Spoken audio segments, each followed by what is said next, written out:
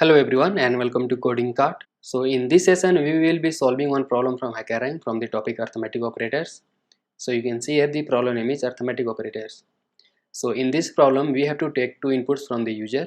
The inputs are A and B and the output is we have to perform three operations for the output. The very first output is we have to first print the sum of the two numbers. Second one is the difference of the two numbers where we have to make the difference with the very first number minus second number.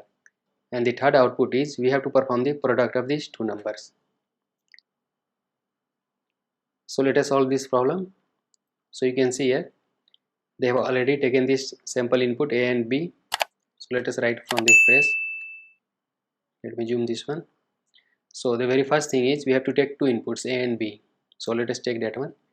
A equal to, and it should be integer type.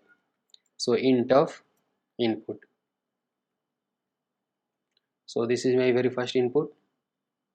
We have saved this in A and we have to take another input B, integer type. Now we have taken two input. Our next thing is we have to print the output. So let us use print function, and the very first task is we have to print the sum of two numbers A and B. So we are done the very first output. Second is we have to perform the subtraction, means the very first number A minus B. They are mentioned over here. You can see here for the difference they have mentioned first minus second. Now the third is we have to do the product, means multiplication of these two numbers A into B. So we are done. So let us run and see. So you can see here we are done with the sample input test case. Let us submit this code. So congratulations, we are done with all the hidden test cases. There were only two hidden test cases.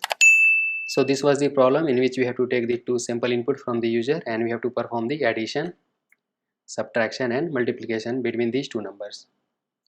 So this was the arithmetic operation problem. So in next session we will try to solve another problem. So if you like this video, please do give thumbs up and subscribe to my channel Coding Cart, and stay tuned for the next video. Thanks for watching.